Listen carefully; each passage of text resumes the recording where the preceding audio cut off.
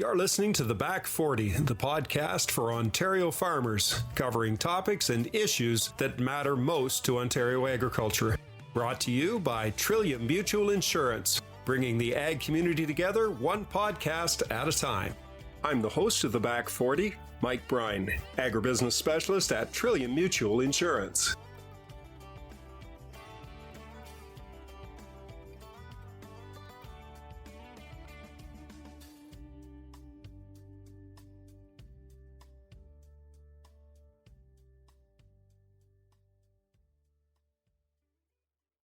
Pandemic has changed a lot of things that we have done. We have taken advantage of different technologies that maybe 3 or 4 years ago, we never thought they would ever take off, or certainly not take off as fast as they have. One of the challenges that many producers and many farmers have run across is getting their product to different consumers. Farmers markets initially in the pandemic were severely curtailed or shut down for a year, and people had to start looking for other opportunities. GDay is one of those new opportunities that farmers are taking advantage of.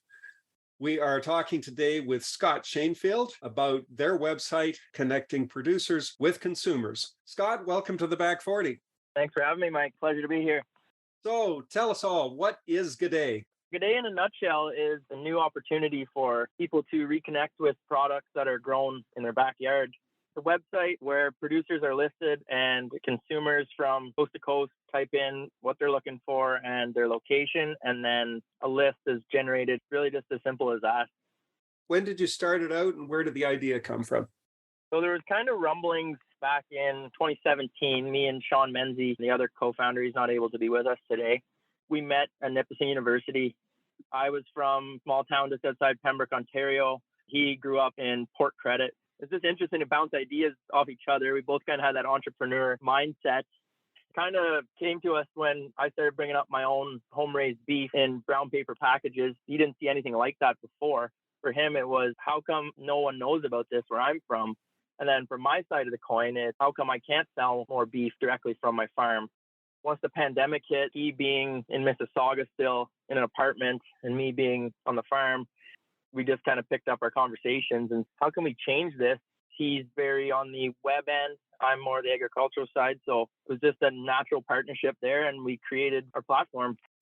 So who is the platform aimed at specifically? Obviously, we're looking at farmers that have products that they want to market direct to consumers, but who are the consumers that are taking advantage of this?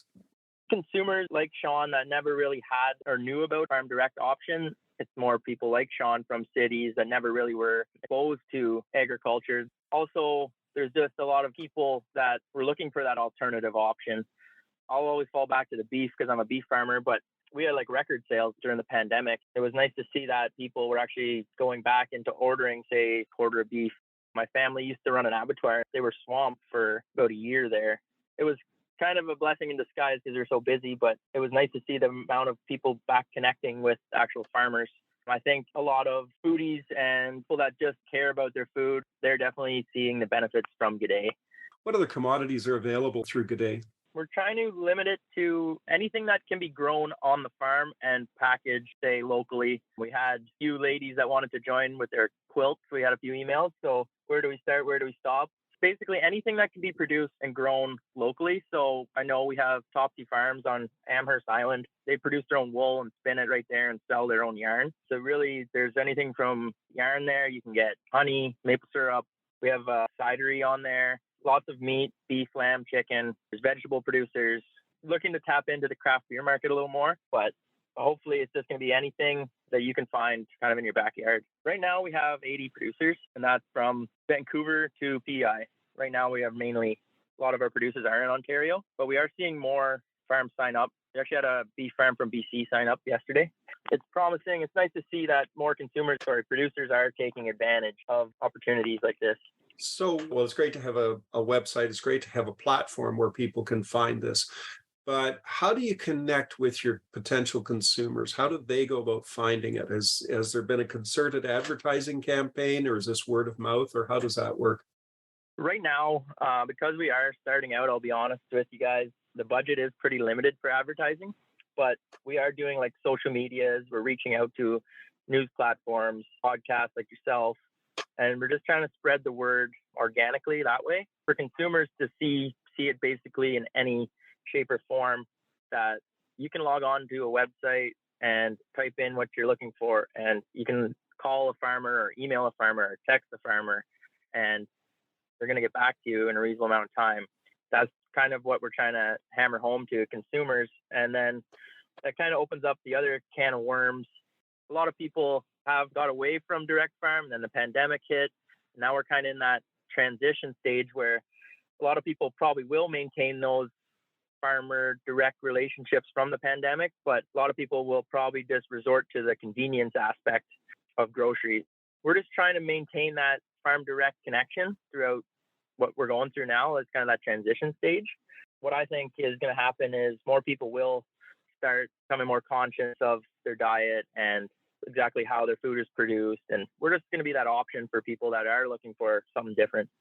So you kind of touched on this. This is basically a place where people can go to find contact information. And it's not an ordering platform. It's you look up there and you can find someone such as yourself that produces beef or someone that produces wool. And then there's that contact information there for consumers to reach out to connect with them. Am I correct on that? Yeah, correct. We don't actually deal with any payments. We're just connecting the dots. And farmers, when they make their account, they'll have their contact information, location, little bio about themselves, some photos. So they can basically say whatever they want to the consumer on our page.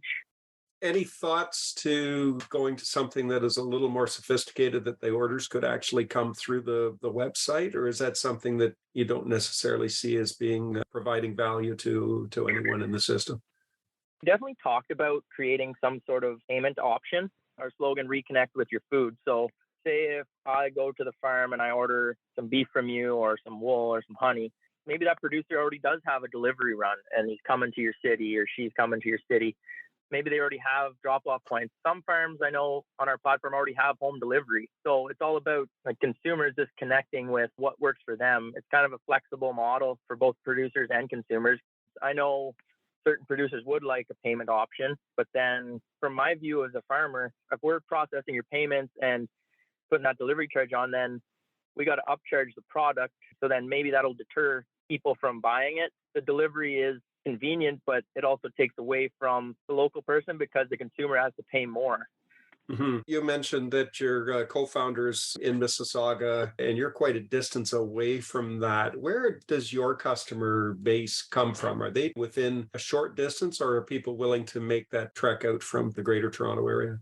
Most of mine is local Ottawa Valley people. I do have a few customers in Aurelia, Ontario, and I've kind of sold a few beef there every year.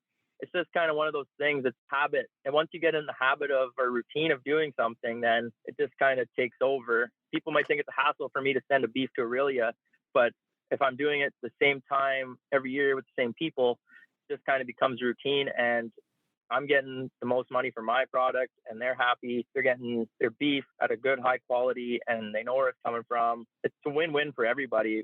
I remember I took a business course. The best business is like direct to consumer, because that's where you're making the most money. And as farmers, sometimes get the short end of the stick. So we're just trying to give them kind of a voice.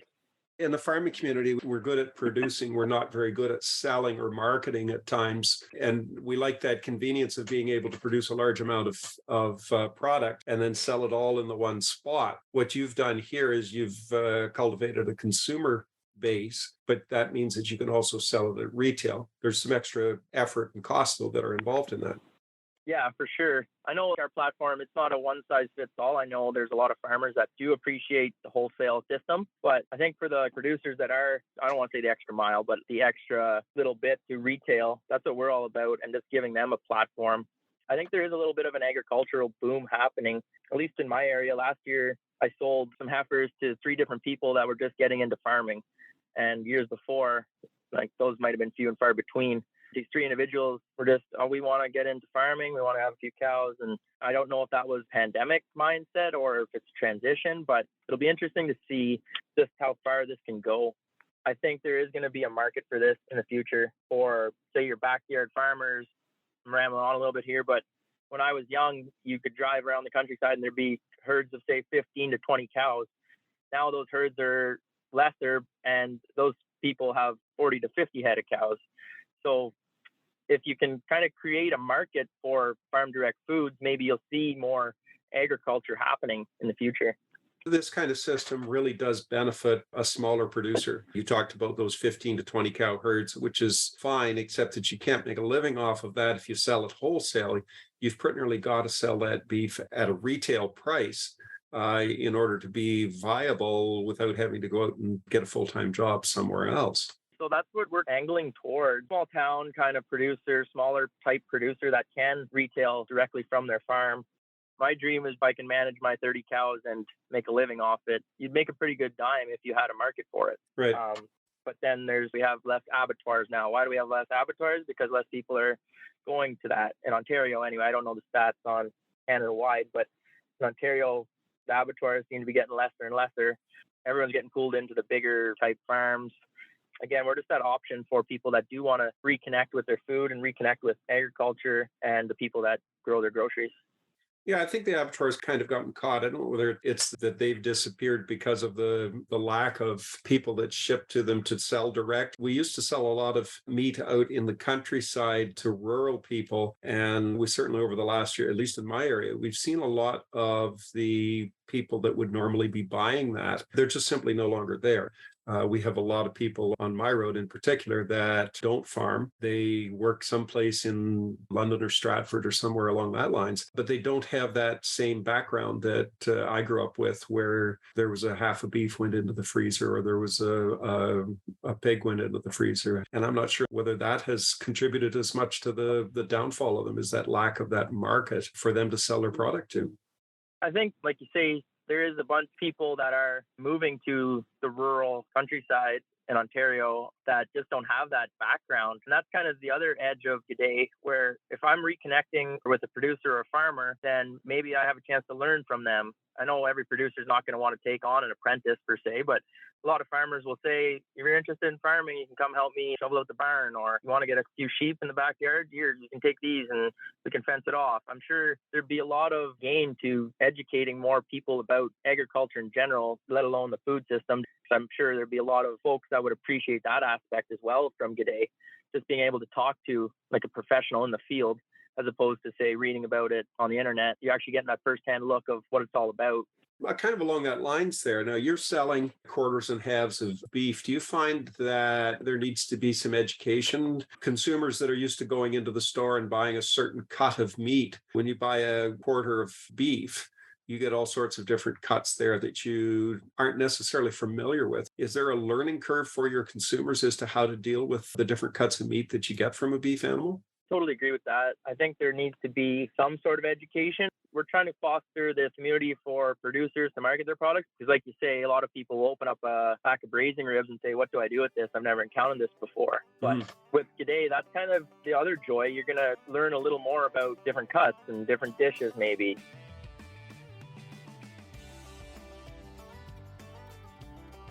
Is your organization in need of funding for a capital project? Trillium Mutual's Roots Community Fund provides funding towards projects such as renovations, expansions, and equipment purchases that support rural Ontario. Roots helps ensure that these organizations will remain a crucial part of the local community. To learn more about Roots, including how to apply, visit our website at trilliummutual.com and click Community at the top of the page. One of our other terms we created is Fractional Fresh, and Sean, being the stock market guy, that was the stock market reference. Basically, what we've encountered too is, for whatever reason, my parents and you said yourself, you'd put a half a beef in the freezer, a whole pig. But in reality, how many people now have those big chest deep freezers? Probably not as many as there was 20 years ago. Mm-hmm. So we're trying to foster to that crowd as well, and saying it's not impossible to buy, say, a quarter of beef from a farmer. You just need to round up 10 or 12 people and turn on a hockey game, have a few drinks, divide up your meat. So you get 12 pounds of meat out of that quarter. And then you just kind of get on a schedule with the farmer. After it kind of takes hold, I feel like it'll just become habit, like going to the grocery store for your meat. I understand it is that convenient aspect. My old man is always against gym memberships. He's like, why do people go to the gym when they can just do manual labor on the farm? He's adamant about that. But just think of even that trend. How many people have gym memberships now? More than it was 20, 30 years ago, just because of the way our society has shifted. So why can't Fractional Fresh take off, say, in an apartment building with 20 people splitting up a quarter of beef every 2 weeks or whatever the case may be? It is that educational piece that we're also trying to work on. And I think that will just come with word of mouth. You get more people going to the farms, then they're going to learn a lot more about how their food's made and what kind of goes into that product and different methods of using that product.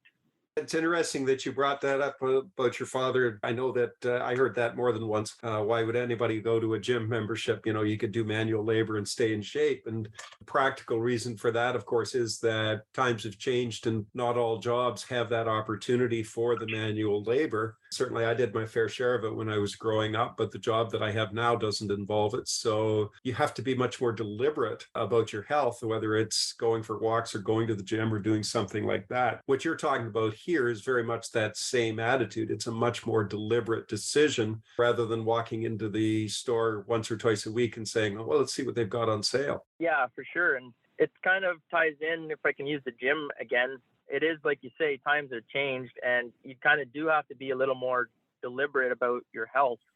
And GDay just gives people that option to be a little more deliberate, and you want to buy local and you want to focus on the food aspect of health. I think GDay can really offer a lot to those types of people that want to just discover what's out there.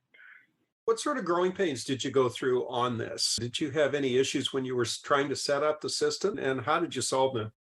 So luckily, we have Sean on the website back end side of it. And that, for me, that was a huge learning curve. Like the amount of work that actually goes into a website, all the SEO work for your Google searches, you have to code a lot of stuff into a page so that when I type in Rocky Ridge Farm, that will pop up on Google. That was a little bit of a growing pain. We did have one time the system was one did go down, but we fixed it pretty quickly. Then on the other side of the growing, we're constantly walking that edge of finding a producer that's willing to sign up, and we're trying to educate the consumers. But I think as we continue to grow, it's just going to be a natural curve once more people get involved. But in terms of growing pains, it's just growing a business is a growing pain.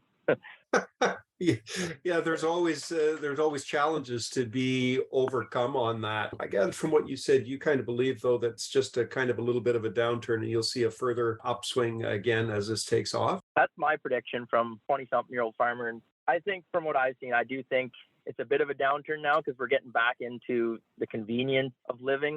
I do think the amount of new people coming to buy even my cows, and probably other people that are seeing that, I think more people are trying new things. But it'll just be interesting to see how many people actually maintain that relationship, say tapping maple trees, because you had all that extra time, so you just did it. I think as the whole sustainability conversation gets bigger and bigger, I think you're going to resort to your 15 cow herd guy.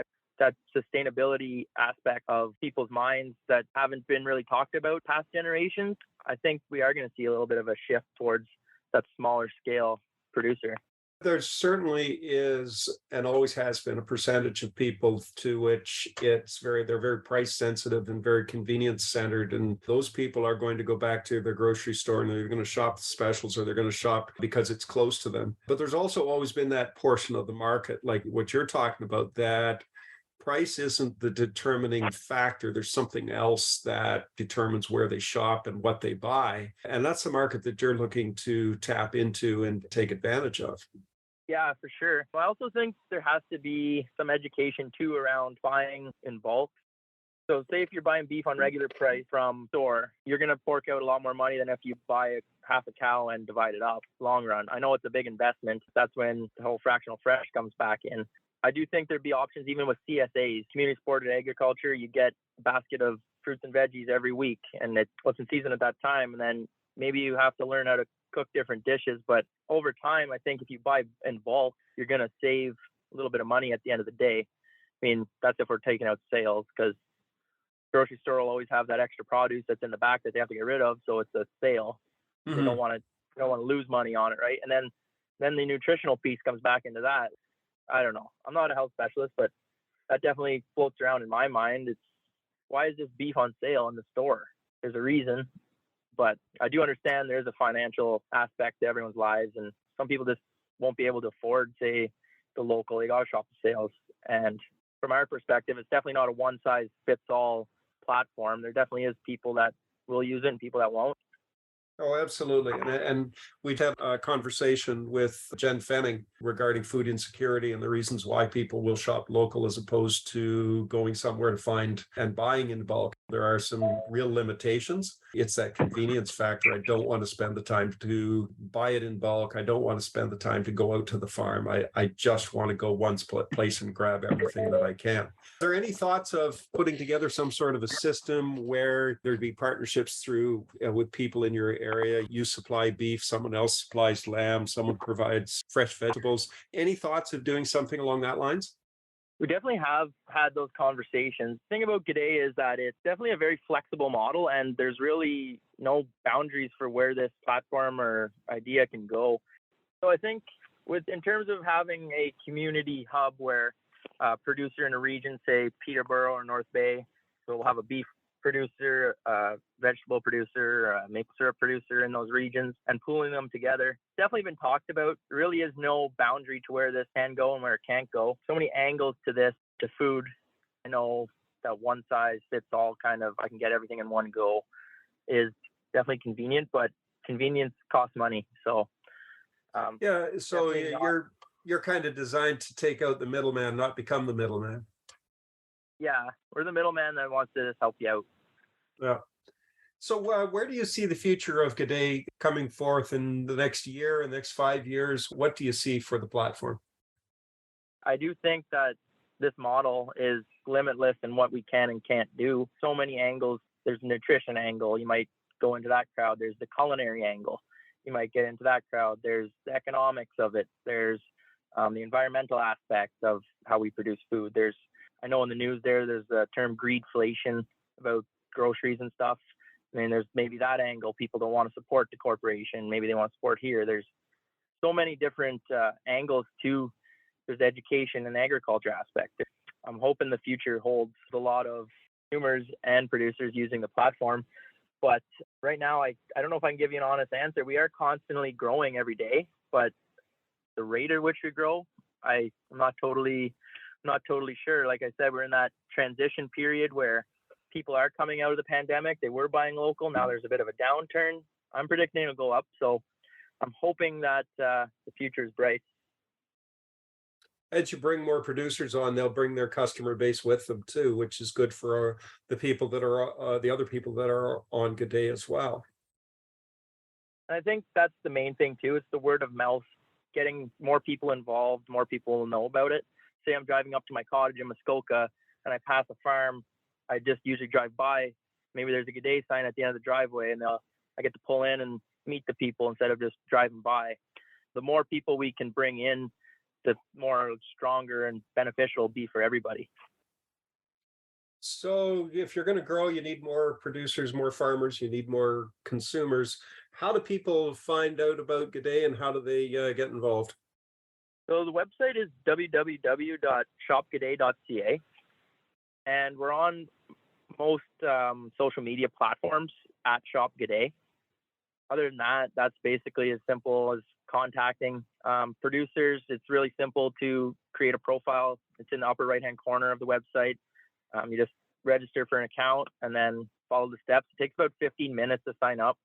And we link all your social media pages or your website to ours. So it's a really simple process. It takes about 10 to 15 minutes to sign up to the platform. And right now we haven't started charging producers for our model yet, but eventually we're going to charge people just so then we can create a little bit of profit to then advertise our platform, our brand, which will in turn be advertising for their brands. For consumers, there's no login information for consumers. You just go in, there's a big search bar at the top of the website, and it's as simple as that. There's no, on the consumer end, we're trying to keep it as simple as possible because we'll go back to the convenience aspect. No one wants to, type in their email and address and that just to use platform. So it's really simple for consumers that way. That's awesome. We have been talking with Scott Shainfield from GDay. Scott, thanks very much for spending the time with us on the Back 40 today. Thanks for having me on, Mike. You've been listening to the Back 40, brought to you by Trillium Mutual Insurance. Be sure to subscribe to The Back 40 wherever you find your favorite podcasts so that you don't miss an episode. The Back 40, bringing the ag community together one podcast at a time. I'm Mike Brine. Until next time, take care and stay safe.